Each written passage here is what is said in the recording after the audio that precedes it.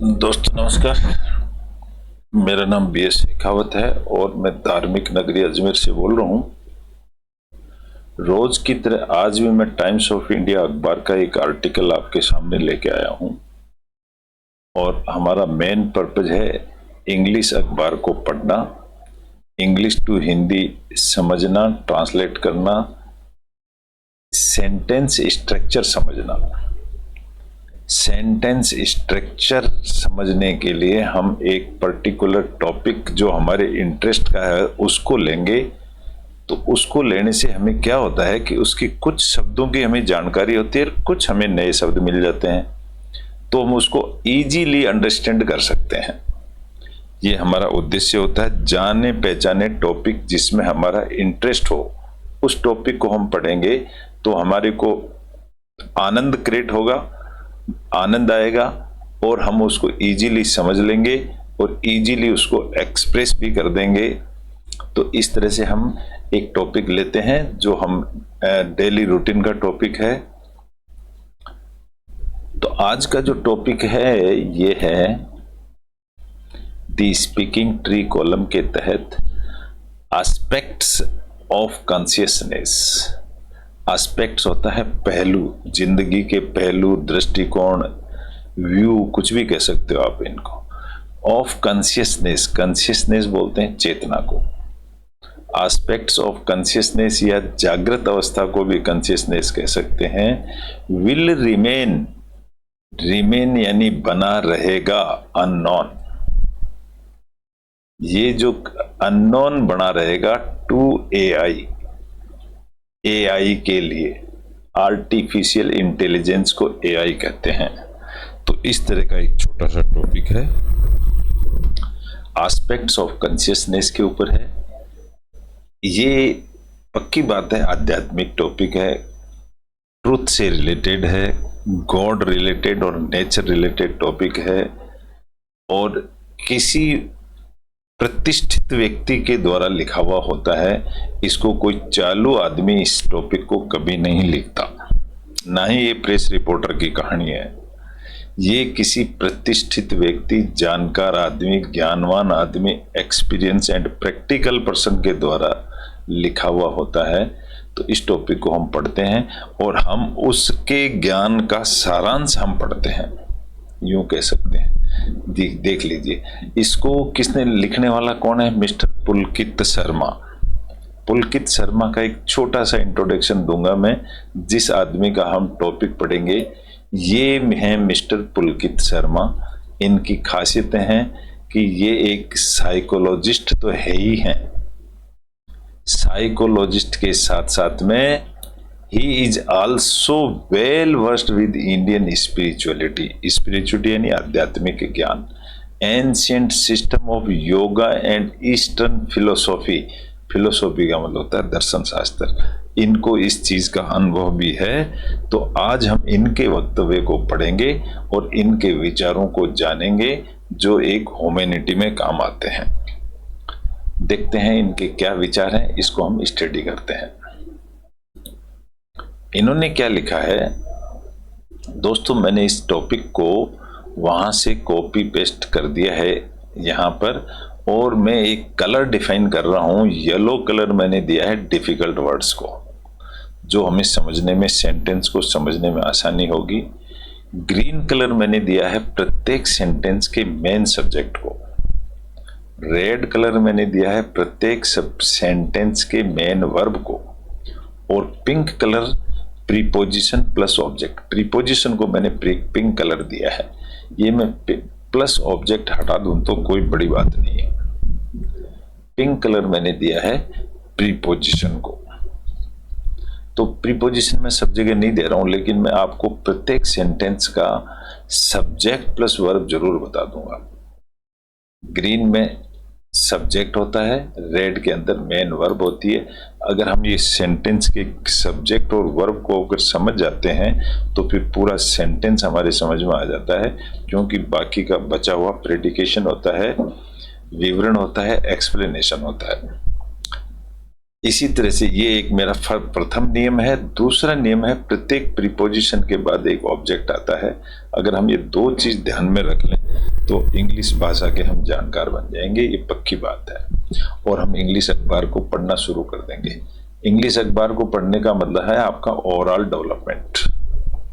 चलिए हम शुरू करते हैं दो एस्पेक्ट को साथ लेकर के।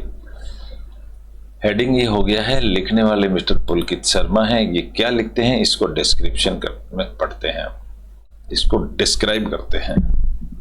वी हैव बीन ब्लेस्ड, ये एक सेंटेंस तो नहीं बना यहाँ पर, लेकिन यहाँ पर सब्जेक्ट प्लस वर्ब आ गई इसके अंदर।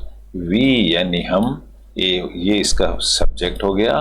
हैव बीन ब्लेस्ड, ब्लेस्ड का मतलब होता है आशीर्वाद, हमको आशीर्वाद मिल चुका है। Have been blessed past perfect tense है, ये हमको मिल चुका है विद रिमार्केबल इंटेलिजेंस, क्योंकि हमारे पास इंटेलिजेंस है। यहाँ कोमा लग गई, ये क्लोज बन गया। विजनरी इमेजिनेशन, विजनरी का मतलब होता है कल्पना करना। विजनरी दिखने वाली, इमेजिनेशन यानी कल्पना। एंड प्रोफाउंड इंट्यूशन, इंट्यूशन कहते हैं ज्ञान को, क्योंकि हमारे पास में विजनरी भी है, इमेजिनेशन भी है और ज्ञान भी है, इसलिए तो ये सब्जेक्ट सेंटेंस यहाँ कंप्लीट हो गया। अब मैं अगर कहूँ आपको तो यहाँ से लेकर यहाँ तक ये एक, यहाँ से लेकर यहाँ तक एक क्लोज हो गया, कोमा लग गई। और ये जो है visionary imagination and profound intuition, ये एक फ्रेज है सिर्फ, इसमें नाम बताए गए, इसमें कोई वर्ब नहीं है, ना कोई सब्जेक्ट है, ना कोई कर्ता है, डूअर भी नहीं है कोई, इसलिए इसको हम एक फ्रेज कहेंगे। तो एक फ्रेज और एक क्लॉज मिल करके एक सेंटेंस बन गया है यहाँ पर, ठीक है। नेक्स्ट सेंटेंस क्या है, नो वंडर। वंडर का मतलब होता है सरप्राइज, आपको अचंभा करने की जरूरत नहीं है। द इवोल्यूशनरी हिस्ट्री, इवोल्यूशन का मतलब होता है बढ़ना, विकसित होना। तो जो विकसित होती हुई जो हिस्ट्री ऑफ मैनकाइंड यानी आदमी की, बोस्ट से, ये बोस्ट से एक वर्ब हो गई, एस लगाना इसके आगे, इसलिए एक वर्ब होगी। बोस्ट का मतलब डींग मारना या बढ़ा चढ़ा के बताना, एक्सपर्ट आगे बढ़ाना इसको। तो द इवोल्यूशनरी हिस्ट्री, तो हिस्ट्री इसकी सब्जेक्ट हो गई। जो हिस्ट्री है ऑफ मैनकाइंड, बोस्ट से बढ़ाती है आगे, of several scientific discoveries, science की कई डिस्कवरीज को आगे बढ़ा रही है। And technological breakthroughs, breakthrough का मतलब भी आगे बढ़ाना ही होता है, किसी चीज को तोड़ के आगे निकल जाना, that is called a breakthrough. That फिर एक यहाँ कंजक्शन आ गया है। कंजक्शन के बाद में एक सेपरेट क्लोज हो सकता है, दैट हैव ट्रांसफर्ड। तो यहाँ पर दैट कंजक्शन नहीं है, दैट रिलेटिव प्रोनाउन है, ये इस हिस्ट्री का ही रिलेटिव प्रोनाउन है दैट हैव ट्रांसपोर्ट। तो मैं इसको दैट को भी अगर मैं सब्जेक्ट बता दूं तो हैव ट्रांसफर्ड एक वर्ब बन जाएगी।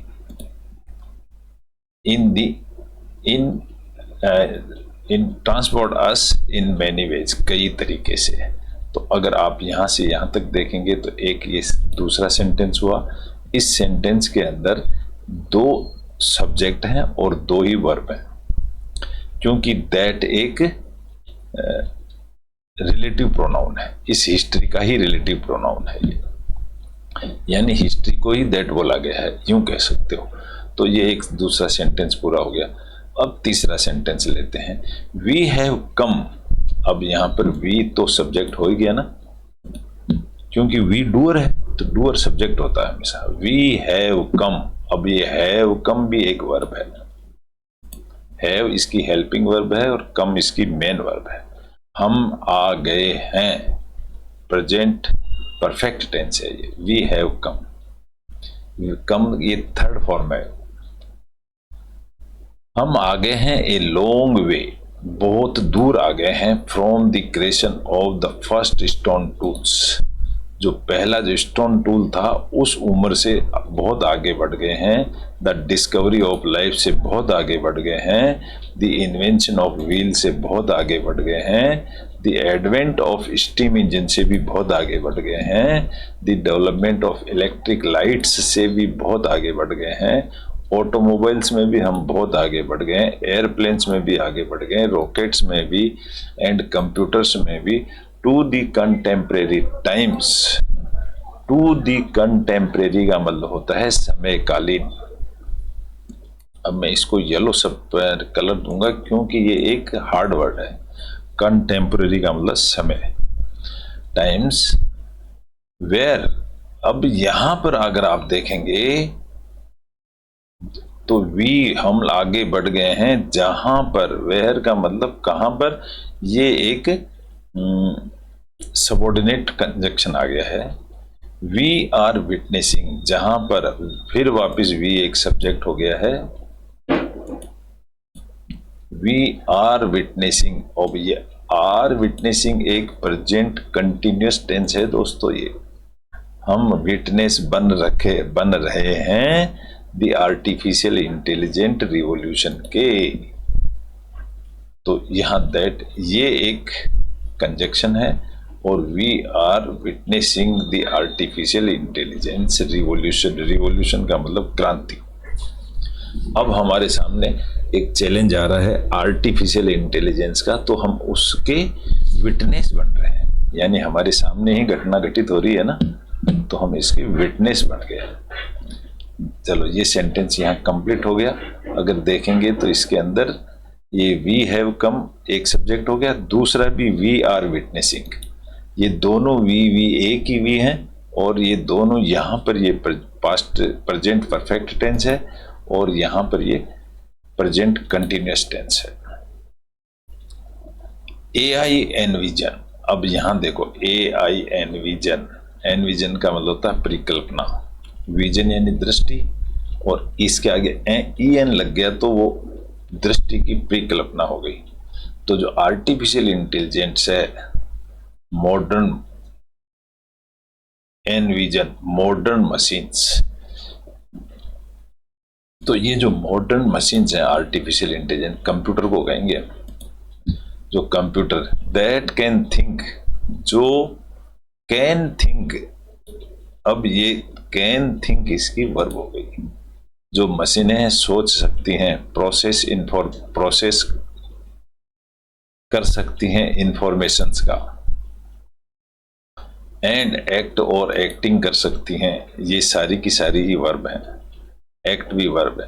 इन ए वे, इस तरीके से, quite similar to human beings, जैसे एक आदमी विचार करता है उस तरह से ये भी एक, ये थिंक कर सकती हैं, इंफॉर्मेशन कर सकती हैं, एक्ट कर सकती हैं। मैं इसको कह दूं आपको तो ये प्रोसेस भी सब्जेक्ट वर्ब है, एक्ट भी वर्ब है, ये तीनों ही वर्ब हैं इसमें। इन ए वे, इस तरह से कर सकते हैं जैसे एक आदमी ह्यूमन बींग करता है। ह्यूमन बींग यानी मनुष्य, ह्यूमन यानी आदमी, बींग यानी जो जीवित है भी, उसको बिंग कहते हैं हमेशा।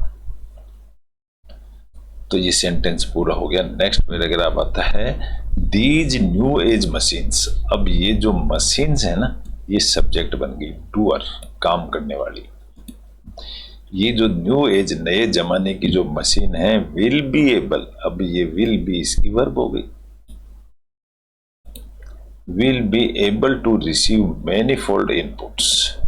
मैनीफोल्ड का मतलब कई सारे इनपुट्स ये रिसीव करने के लिए तैयार है, फ्रॉम द आउटसाइड वर्ल्ड, संसार से। कंपेयर देम, और उनको कंपेयर भी कर सकती है विद एनोर्मस हिस्टोरिकल डाटा, बहुत बड़े डाटा से। एनालाइज देम, इसको एनालाइज भी कर सकती है केयरफुली, केयरफुली एक एडवर्ब है। प्रेडिक्ट फ्यूचर, प्रेडिक्ट का मतलब होता है भविष्यवाणी, मैं इसको येलो कलर दे देता हूं। प्रेडिक्ट का मतलब होता है भविष्यवाणी, फ्यूचर की भविष्यवाणी भी। आउटकम्स का मतलब होता है रिजल्ट समझती हैं। Arrive at effective decisions, decision पर भी AI पहुंच जाता है।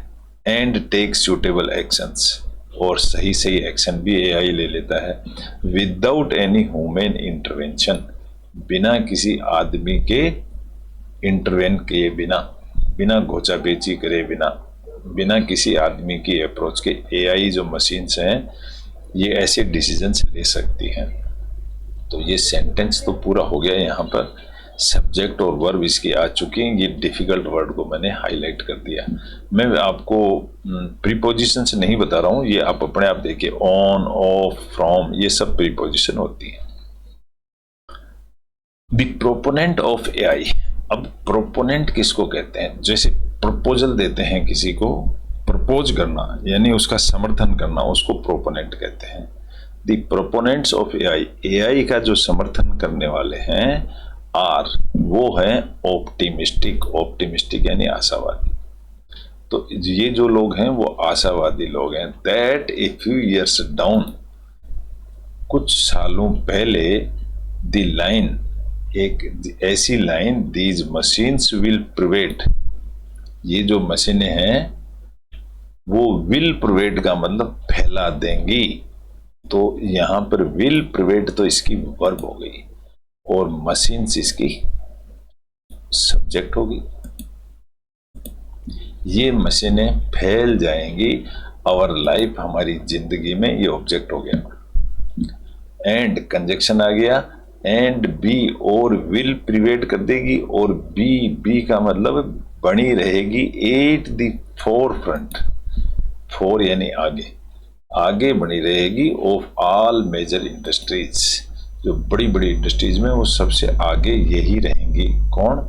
AI machines. मेरे ख्याल से समझ में आ गया होगा। सब्जेक्ट प्लस वर्ब बता दिया है। द न्यू एज मशीन्स, फिर वापस ये सब्जेक्ट बन गया दोस्तों। ये जो न्यू एज मशीन्स हैं यही डूअर हैं, यही कोई काम करेंगी।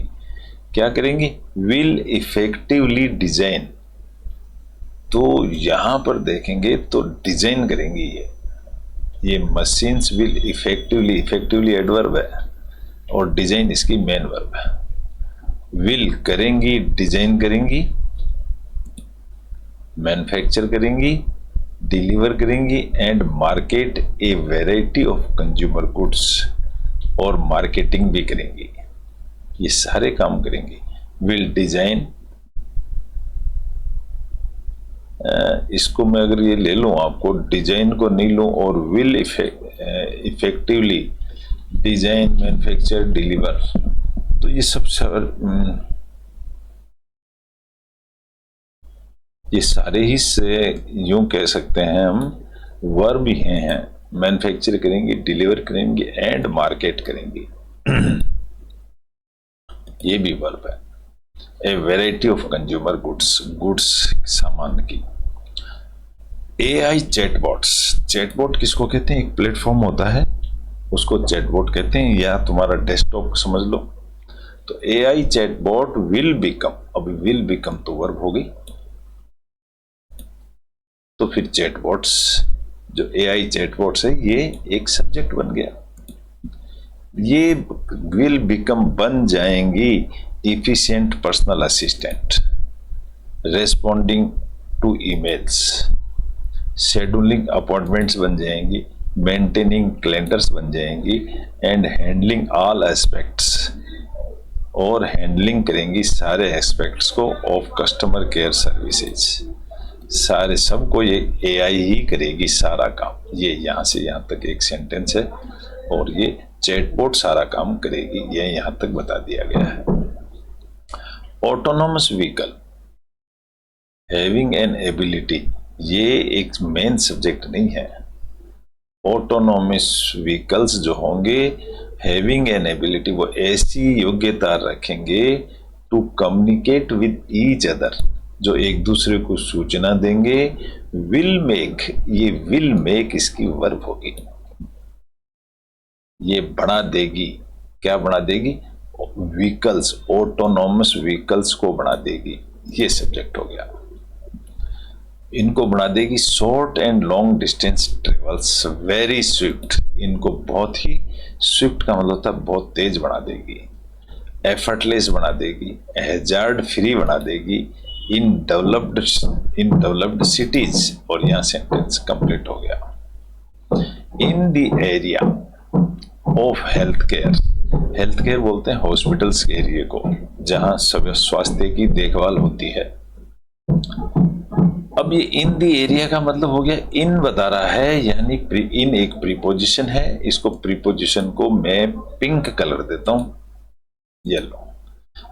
इन the area of health care, इन के बाद हमेशा ऑब्जेक्ट ही आता है, तो ये एक प्रीपोजिशनल फ्रेज हो गया दोस्तों ये। और सेंटेंस के स्टार्टिंग में प्रीपोजिशनल फ्रेज है, डूअर नहीं है यहां पर कोई भी। एआई विल बी एन, तो एआई एक सब्जेक्ट हो गया यहां पर। विल बी, ये होगी, क्या होगी वो आगे बताया गया है। अब एआई क्या होगी, an integral part of the medical diagnosis, medical जांच का भी इंटीग्रल पार्ट होगा। इंटीग्रल किसको कहते हैं, एक बहुत इंपॉर्टेंट पार्ट जो अलग नहीं हो सकता, उस पार्ट को कहते हैं।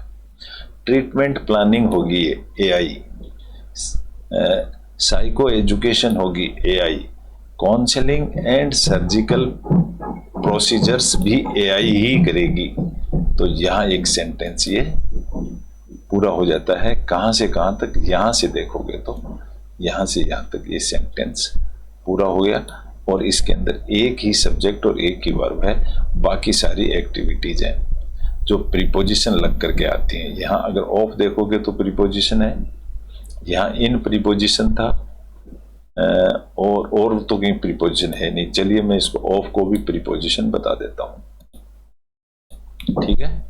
प्रीपोजिशन के बाद ऑब्जेक्ट ही आता है। यहां सेंटेंस पूरा हो गया। Last sentence of this paragraph, AI will also, अब यहां पर एआई डूअर है, काम करने वाली, तो एआई तो सब्जेक्ट होगी। विल आल्सो बी एबल, अब विल आल्सो बी ये एक वर्ब होगी। एआई और भी कर देगी, क्या कर देगी, एबल टू क्रिएट ए फासिनेटिंग। फासिनेटिंग किसको कहते हैं, मंत्र मुग्ध जो होता है उसको फासिनेटिंग कहते हैं। पीस ऑफ म्यूजिक, म्यूजिक से मंत्र मुग्ध कर देगी लोगों को, आर्ट से मंत्र मुग्ध कर देगी, और लिटरेचर से भी मंत्र मुग्ध कर देगी। लिटरेचर यानी भाषा, लैंग्वेज, एजुकेशन से। वाइल, अब ये पैराग्राफ यहाँ कंप्लीट हो गया है दोस्तों। अब वाइल, वाइल का मतलब एक कंटिन्यूस प्रोसेस है किसी काम को करते हुए। While many peoples are hopeful, जबकि बहुत सारे पीपल्स को उम्मीद है। उम्मीद क्या है आगे बताया कि दिस रिवोल्यूशन विल मेक, अब यहाँ पर दिस रिवोल्यूशन ही सब्जेक्ट हो गया। ये जो रिवोल्यूशन विल मेक, बना देगा, क्या बना देगा वो डिस्क्रिप्शन आगे दिया हुआ है। हमारी अवर लाइफ मोर कंफर्टेबल, हमारी जिंदगी को ज्यादा कंफर्टेबल बना देगा। There are those, there are those, ये देयर एक इंट्रोडक्टरी सब्जेक्ट है। दोज के साथ हमेशा हु लगता ही है, ध्यान रखिएगा। देयर आर दोज, वहां पर वो है हु फियर, जो हु इसका सब्जेक्ट हो गया। हु फियर, जो डरते हैं, फियर यानी डर, जो डरते हैं। दैट कि AI machines might supersede women beings, जो इस चीज से डरते हैं तो इसको हटा देते हैं। इसको एआई को हम लोग, इसको मीनिंग ही रहने दो आपको, फियर को भी हम लोग कुछ नहीं लेते हैं। सब्जेक्ट बनाएंगे की के बाद, दैट के बाद में जो सब्जेक्ट आता है ना, देयर आर दोज हु, ये एक इंट्रोडक्टरी फ्रेज है ये। जो डरते हैं, कौन लोग डरते हैं, दैट एआई माइट सुपरसीड। अब यहां पर एआई मशीन को हम सब्जेक्ट बनाएंगे, और माइट सुपरसीड, शायद सुपरसीड कर जाए, आगे निकल जाए, इसको हम वर्ब बनाएंगे। तो ये सब्जेक्ट और वर्ब होगी ह्यूमन बीइंग से, एंड मेक अस रिडंडेंट, और हमको बना देगी ये मशीनें रिडंडेंट यानी व्यर्थ। रिडंडेंट का मतलब होता है व्यर्थ, हमको बेकार के आदमी बना देगी। ये कौन, एआई मशीन है। नेक्स्ट सेंटेंस यहां से शुरू होता है, नेक्स्ट पैराग्राफ शुरू होता है यहाँ से, सेंटेंस नहीं। अब यहाँ से पैराग्राफ यहाँ तक है। There is a widespread, widespread का मतलब बहुत दूर तक फैला हुआ। अब यहाँ देखेंगे तो देयर एक इंट्रोडक्टरी सब्जेक्ट है, किसी न किसी चीज के लिए बोला गया देयर, और वो इज इसकी वर्ब हो गई। देयर इज वहां पर है ए वाइड स्प्रेड कंसर्न, यानी चिंताएं। कंसर्न किसको कहते हैं? चिंताओं को। दैट कि वो जो है most work roles will transform, वो है कि ज्यादातर जो वर्क रोल है, रोल यानी काम, work roles will transform radically. Radically का मतलब होता है, वैसे रेडिकल का मतलब होता है मौलिक रूप से, स्टार्टिंग से, प्रारंभ से, लेकिन यहाँ रेडिकली का मतलब होगा पूर्ण रूप से। ये सेंटेंस के डिपेंड करता है कि वो सेंटेंस में वर्ड किस जगह आया हुआ है। तो यहाँ पर होगा कि ये एक चिंता का विषय है कि ये जो एआई है ना, ये मोस्ट वर्क रोल, जो बहुत ज्यादातर जो काम है, विल ट्रांसफॉर्म रेडिकली और डिसअपियर इनटू ओब्लिवियन। ये मौलिक रूप से, पूर्ण रूप से हमारे को ट्रांसफर कर देंगी, और डिसअपियर हम देखेंगे ही नहीं, इनटू ओब्लिवियन। ओब्लिवियन का मतलब होता है भूल जाना। तो ये होगा कि ये डिसअपियर हमको दिखेगी नहीं, इनटू ओब्लिवियन यानी भूल जाएंगे, due to the onslaught of AI. Onslaught का मतलब होता है कत्ल कर देना। ड्यू टू दी ऑनस्लॉट, ये एआई है, हम सब का कत्ल कर देगी। इस सेंटेंस का मीनिंग ये है। तो इसमें सब्जेक्ट प्लस वर्ब आ चुकी है। आगे बढ़ते हैं। नेक्स्ट सेंटेंस क्या है? व्हाइल, जबकि, this may turn out. Turn out का मतलब होता है ये निकल करके आएगी, टू बी पार्टली ट्रू, सच्ची निकल करके आएगी।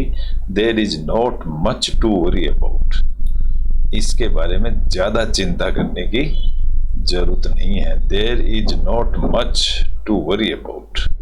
While this may turn out, ये टर्न आउट का मतलब ये एक मोड़ लेगी बड़ा जोरदार। This may turn out. तो भाई साहब दोस्तों, ये जो दिस है, दिस एक रिलेटिव प्रोनाउन है जो एआई के लिए बोला गया है, और मे टर्न आउट, ये जो टर्न आउट है ये इसकी एक वर्ब है। इस तरीके से ये बदल करके आएगी, टू बी पार्टली। पार्टली यानी ऐसे हिस्सों में, पार्टली ट्रू जो सच्ची होगी। There is not much to worry about, इसके बारे में डरने की जरूरत नहीं है। There are so many aspects. Aspect किसको कहते हैं? जो अलग अलग जो पहलू होते हैं, अलग अलग विचार होते हैं, अलग अलग दृष्टिकोण होते हैं, उनको एस्पेक्ट्स कहते हैं।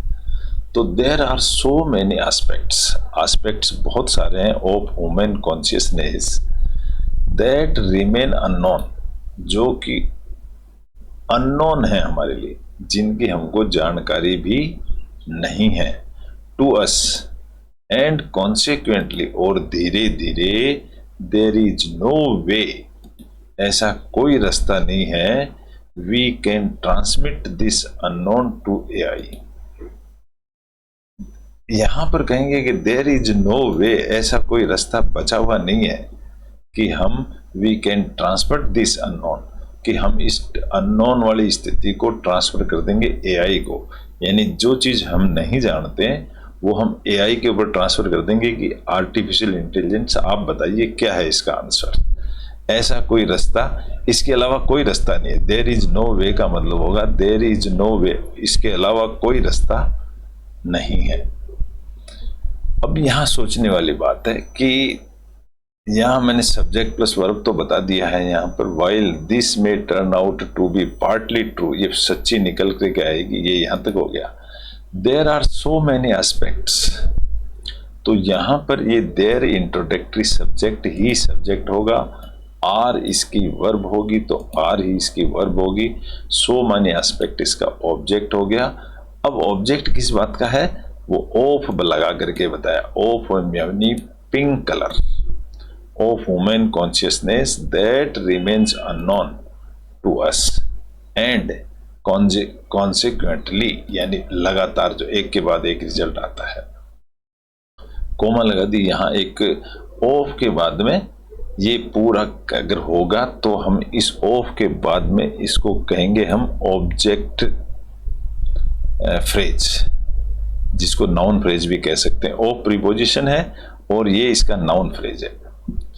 देयर इज नो वे, और कोई रास्ता बचा ही नहीं है हमारे पास, तो फिर बचा क्या है? We can transmit this unknown to AI, सिवाय इसके कि हम इसको ट्रांसमिट करेंगे, बदलेंगे या भेजेंगे एआई के पास। तो ये अगर देयर इज नो वे, यहां से आप फिर वापस इसको देयर इज इंट्रोडक्टरी सब्जेक्ट कह सकते हो आप, और इज इसकी वर्ब कह सकते हैं हम। No way we can transmit, अगर यहां देखें तो वी सब्जेक्ट है, कैन ट्रांसमिट इसकी वर्ब होगी, दिस अननोन टू एआई। इस तरह से यहां एक सब्जेक्ट, ये सेंटेंस पूरा हो जाता है। इसके अंदर देखेंगे तो हम 1 2 3 4 इसके सब्जेक्ट हैं, तो 1 2 3 4 ही इसकी वर्ब है, तो ये सेंटेंस पूरा हो गया। And it is these unknown realms, और जो है एंड से शुरू हुआ है, इट इज इसकी इट इसका सब्जेक्ट हो गया, इज इसकी वर्ब हो गया। दीज अननोन रेल्म्स, जो ये हमारी जानकारी में नहीं है, रेल्म यानी क्षेत्र, जो क्षेत्र हमारी जानकारी में नहीं है, ऑफ कॉन्शियसनेस वाले, that make us truly special, ये हमको अपने आप में स्पेशल बना देंगे। ऑफ कॉन्शियसनेस, तो ऑफ एक प्रीपोजिशन है यहां पर, that make us truly special. Next sentence शुरू होता है यहां से, देन, तब कंडीशन बताइए, यानी एडवर्ब है ये। देयर आर दोज कैरेक्टरिस्टिक्स, ये ऐसे कैरेक्टरिस्टिक्स हैं ऑफ आवर माइंड, जो हमारे दिमाग की।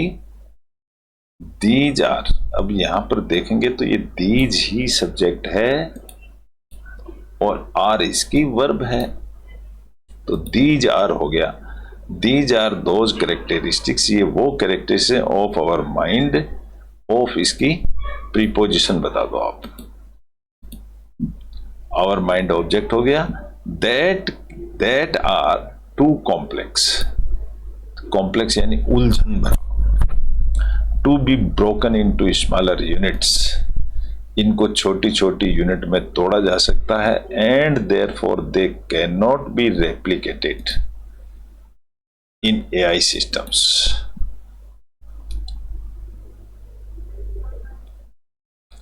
कुछ चीजें हैं जो हमारे माइंड के अंदर बहुत कॉम्प्लिकेट्स होती हैं, to be broken into small units, उनको स्मॉल यूनिट में तोड़ा जा सकता है। And therefore they can not be replicated, तो हो सकता है उनका हमको एआई सिस्टम से जवाब नहीं मिले। कुछ चीजें ऐसी हो सकती हैं, लेखक ने ये कहा है। चलिए, लॉजिक एक सब्जेक्ट हो गया यहां पर। लॉजिक का मतलब होता है तर्क। तर्क कैन नॉट अराइव, तर्क कैन नॉट अराइव, पहुंच ही नहीं सकता एट इंट्यूशन। इंट्यूशन यानी बुद्धि, दिमाग। तो लेखक का कहने का मतलब है कि कोई तर्क जो है ना, मशीन द्वारा तर्क है, वो इंट्यूशन, बुद्धि तक नहीं पहुंच सकता। Calculation can not add up, जो कैलकुलेशन जो हमारी गणित की है वो एड अप नहीं कर सकती। टू इंस्पिरेशन, जैसे इंस्पिरेशन को नहीं पहुंच सकता। इंस्पिरेशन का मतलब होता है प्रेरित होना। एंड प्रिडिक्शंस, भविष्यवाणी करना, इनके ऊपर एआई नहीं पहुंच सकता। Can never transform into vivid imaginations, यहां पर एआई नहीं पहुंच सकता। ऑफन, अक्सर ये देखा जाता है, द होल यानी पूरा, इज मोर देन द सम, पूरा होता है वो जोड़ से ज्यादा होता है of its parts. And fastest machines, अब यहां पर अगर ये फास्टेस्ट मशीन को हम सब्जेक्ट ले लेंगे, fastest machines mimicking human mind. अब ये मिमिकिंग है ना, इसको मैं वर्ब दे दूंगा, लेकिन आप देखोगे तो यहां पर इज नहीं लगना चाहिए, ये अंडरस्टूड होता है कि यहां लगेगा। Fastest machines mimicking human mind, आदमी के ह्यूमन माइंड की तरह काम कर रही हैं। विल एंड अप, ये एंड इनकी समाप्ति होगी बिंग ए पेल इमिटेशंस। बिंग मतलब रहते हुए, ए पेल इमिटेशंस, पेल का मतलब था कमजोर, इमिटेशन यानी नकल। तो इनका जो रिजल्ट होगा ना वो थोड़ा सा कमजोर होगा, यानी कि आदमी की बुद्धि जो प्रेरित होना, इमेजिनेशन करना, प्रेडिक्शन करना, ये आदमी की दिमाग की स्पेशल क्वालिटी है जो कि एआई मशीन में नहीं होगी। नेक्स्ट पैराग्राफ लेते हैं। ह्यूमैनिटी हैज सर्वाइव्ड, तो ह्यूमैनिटी तो सब्जेक्ट होगी ना यहाँ पर। Humanity has survived, has plus V3 है ये, तो ये वर्ब है present perfect tense. Humanity has survived, humanity वो है वो जो सर्वाइव हुई है आल टेक्नोलॉजिकल एडवांटेजेस, ये टेक्नोलॉजिकल एडवांटेजेस की वजह से हुई है।